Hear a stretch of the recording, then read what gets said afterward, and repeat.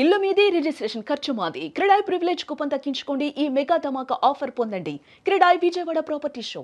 2027లో దేశం మొత్తం గోదావరి పుష్కరాలకు సన్నద్ధమవుతుంది. అయితే గోదావరి పుష్కరాలకి ముందరే పోలవరం మ్యాజిక్‌ని ప్రపంచానికి చూపించే ప్రయత్నం చేయబోతోంది ఆంధ్రప్రదేశ్ ప్రభుత్వం. దీనికి సంబంధించి నేరుగా ఇరిగేషన్ శాఖ మంత్రి నిమ్మల రామానాయుడు ఒక ప్రకటన చేశారు. ఖచ్చితంగా 2027 జూన్‌లో పుష్కరాలు జరగబోతున్నాయి. దానికంటే ముందే పోలవరం ప్రాజెక్టుని ఆవిష్కరించబోతున్నాం అంటున్నారు ఆయన.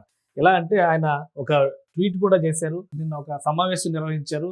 ఇరిగేషన్ శాఖ పనులపైన అమరావతి సచివాలయంలో జరిగిన అడ్వైజర్ వెంకటేశ్వరరావు గారు, ఈఎన్సీ నరసింహమూర్తి గారు, ఇతర ఉన్నతాధికారులు అనంతరం ఏర్పాటు చేసిన మీడియా సమావేశంలో మాట్లాడడం జరిగింది. సో ఇది ఆయన జరిపినటువంటి రివ్యూ సమావేశానికి సంబంధించినటువంటి దృశ్యాలు. అయితే ఈ సమావేశం తర్వాత ఆయన చేసిన ప్రకటన ఏంటంటే, గత 18 నెలల కాలంలో 13% పనులు పోలవరానికి సంబంధించి కంప్లీట్ చేసినట్టుగా చెప్తున్నారు. అంటే గత ప్రభుత్వం జగన్మోహన్ రెడ్డి ప్రభుత్వం 5 ఏళ్ల కాలంలో 3% పనులు కూడా చేయలేదు అని విమర్శను ఎదుర్కొంటే 18 నెలల్లో 13% పనులు పూర్తి చేయడం అనేది ఒక స్పీడ్ ట్రాక్ రికార్డుకి మచ్చుతున్నదిగా ఆయన చెప్తున్నారు. ఈ క్రమంలోనే డయాఫ్రమ్ వాల్ రిపేర్లు కానీ అవి కూడా ఒక 80% మళ్ళీ కంప్లీట్ అయింది. కొత్త డయాఫ్రమ్ వాల్, దానికి సంబంధించిన రిపేర్లు. ఇప్పుడున్నదంతా కూడా వేసవి వచ్చే వరకు పనులు వేగంగా జరగడానికి అవకాశం ఉంటుంది కాబట్టి యుద్ధ ప్రాతిపదికన నడిపిస్తాం ఈ పనులన్నింటినీ అని చెప్తున్నారు.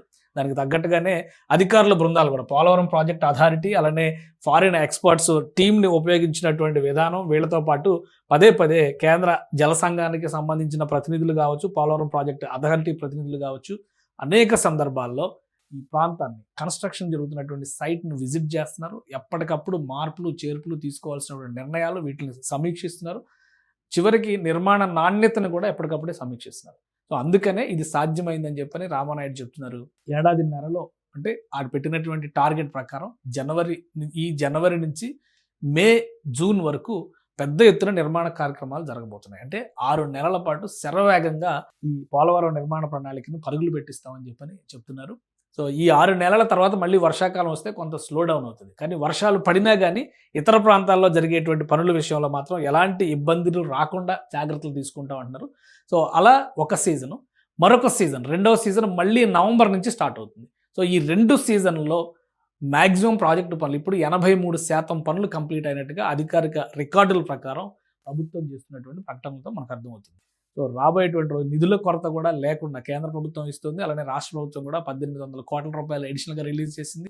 అక్కడి నుంచి వచ్చేటువంటి అమౌంట్స్ ఇక్కడి నుంచి వచ్చేటువంటి వాటిని సమన్వయం చేస్తూ శరవేగంగా పనులు పూర్తి చేస్తున్నాం అంటున్నారు. కాబట్టి ఖచ్చితంగా 2027 నాటికి ఈ ప్రణాళికని ఆవిష్కరిస్తారు. 2027 ఒక అద్భుత సంవత్సరం కాబోతుంది. తెలుగు నేల పైన ముఖ్యంగా 2 తెలుగు రాష్ట్రాలకి సంబంధించి కూడా పోలవరం ద్వారా లబ్ధి చేకూరేటువంటి అవకాశం ఉంటుందని చెప్తున్నారు.